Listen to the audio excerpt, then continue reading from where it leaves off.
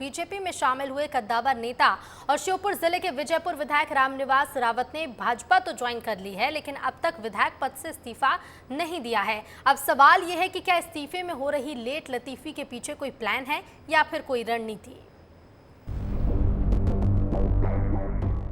लोकसभा चुनावों के बीच 30 अप्रैल को कांग्रेस पार्टी छोड़ बीजेपी में शामिल हुए कद्दावर नेता और श्योपुर जिले के विजयपुर विधायक रामनिवास रावत ने भाजपा तो ज्वाइन कर ली, लेकिन अब तक विधायक पद से इस्तीफा नहीं दिया। अब सवाल ये है कि क्या इस्तीफे में हो रही लेट लतीफी के पीछे कोई प्लान है या फिर कोई ऐसी रणनीति है जिसका अभी तक खुलासा नहीं हुआ है, या फिर किसी बात का इंतजार किया जा रहा है। बीजेपी की सदस्यता लेने वाले इन विधायकों में अमरवाड़ा से विधायक कमलेश प्रताप शाह, विजयपुर से विधायक रामनिवास रावत, बीना से विधायक निर्मला सप्रे हैं। कमलेश प्रताप सिंह को छोड़ दिया जाए तो अब तक ना तो रामनिवास रावत ने इस्तीफा दिया और ना ही निर्मला सप्रे ने। हालांकि कांग्रेस के विधायकों की संख्या जरूर अलबत्ता 66 से 63 रह गई। उधर लगातार उठते सवालों पर रामनिवास रावत खींच कर कह रहे हैं कि किसी से पूछकर मुहूर्त थोड़ी निकलवाऊंगा, बीजेपी ऑफिस में बैठा हूँ। कुछ बातें तो मेरे द्वारा कही गई थी और कुछ ऑफ द रिकॉर्ड मजाक किया गया। बाकी उसका जवाब ये है कि जहाँ मैं बैठा हूँ, जहाँ मैं आप लोगों से चर्चा कर रहा हूँ, ये अपने आप में स्पष्ट उस बात का जवाब है। मैं यहाँ स्वेच्छा से आया हूँ, कार्यक्रम स्वेच्छा से किया था, कार्यक्रम मैंने अरेंज कराया था वहाँ पर विजयपुर में, और कम से कम 15-20 हजार की भीड़ के सामने मैंने माननीय मुख्यमंत्री जी, प्रदेश अध्यक्ष जी, नरोत्तम मिश्रा जी और सभी भाजपा के पदाधिकारियों के सामने सदस्यता ग्रहण की थी। और आज मैं यहाँ बैठा हूँ, ये अपने आप में स्पष्ट है, ये भाजपा का कार्यालय है और यहाँ भाजपा का ही आदमी बैठ सकता है। उधर कांग्रेस इस मुद्दे पर कह रही है कि जब खुलकर बीजेपी में बैठकर कांग्रेस को धोखा दे दिया तो फिर अब इस्तीफा क्यों नहीं देते। देखिए, यही तो है, सत्ता की चाशनी तो सबको चाटनी है, पंजे पे जो है वो जीत कर भी जाना है। कांग्रेस पार्टी का जो मत है, जो उसका विधायकी है, उस पे भी रहना है और भारतीय जनता पार्टी में जाके सत्ता की चाशनी भी चाटना है। तो मैं समझता हूँ कि ऐसे लोगों को तत्काल अपनी विधानसभा से इस्तीफा दे देना चाहिए, और अगर उनमें थोड़ी भी नैतिकता बाकी है तो वो अपने पद को छोड़ें और फिर जाएं भाजपा में और चुनाव लड़ें।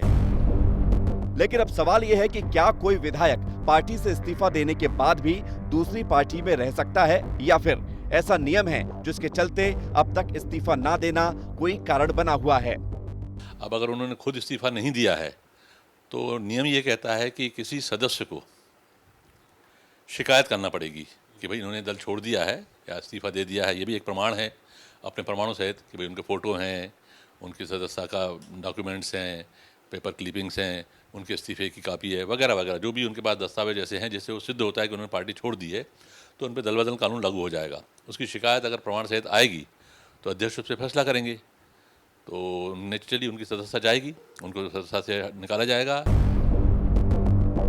तमाम उठते सवालों के बीच अब बात इस पर आकर ठहर गई है कि क्या वाकई किसी चीज का इंतजार हो रहा है, या फिर ये सामान्य है, या फिर कोई शिकायत करने वाला नहीं है। क्योंकि अगर शिकायत पर ही निर्णय होना है तो अब तक ये निर्णय क्यों नहीं हुआ है, या फिर विधायक पद से इस्तीफा न देना एक सोची समझी रणनीति है। ब्यूरो रिपोर्ट, विस्तार न्यूज।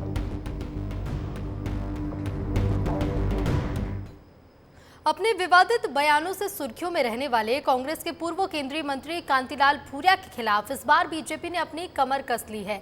भूरिया की 2 बीवी 2 लाख वाले बयान के बाद बीजेपी आक्रामक है। इसी कड़ी में बीजेपी के प्रतिनिधि मंडल ने निर्वाचन आयोग में शिकायत की है, लेकिन इससे पहले भी भूरिया कई बार ऐसे ही विवादित बयान दे चुके हैं।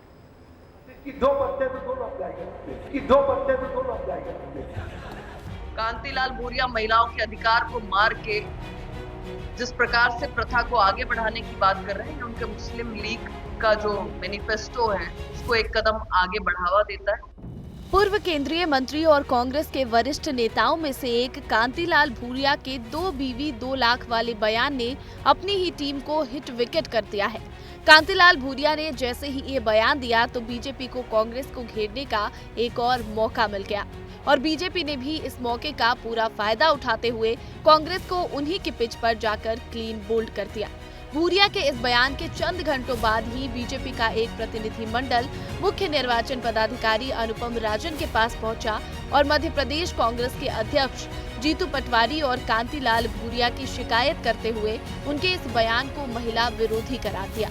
बीजेपी ने अपनी शिकायत में कहा, भूरिया ने रतलाम के शिवगढ़ में एक चुनावी सभा में कांग्रेस की घोषणाओं को गिनाते हुए कहा कि कांग्रेस हर महिला को 1 लाख रुपए वार्षिक देगी और जिसकी 2 पत्नियां होंगी उन्हें 2 लाख रुपए देने वाला बयान दिया था और इसका समर्थन मंच पर मौजूद प्रदेश कांग्रेस अध्यक्ष जीतू पटवारी ने भी किया, इसलिए दोनों के विरुद्ध कार्रवाई की जाए।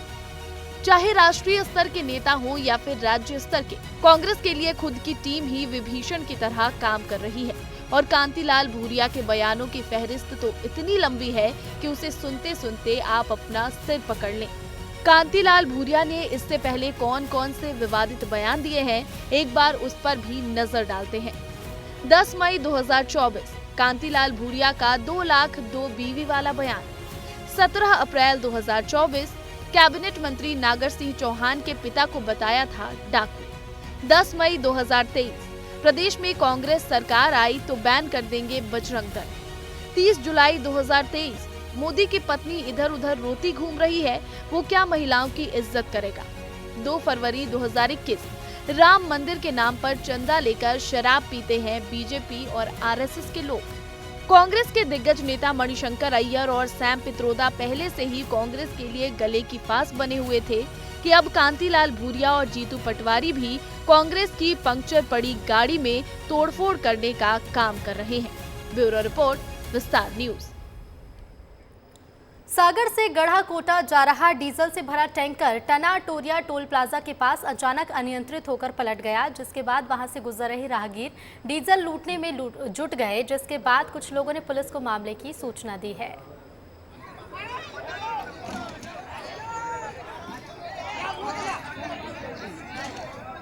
तो देखिए, अपनी जान जोखिम में डालकर लोग डीजल लूटने में लग गए।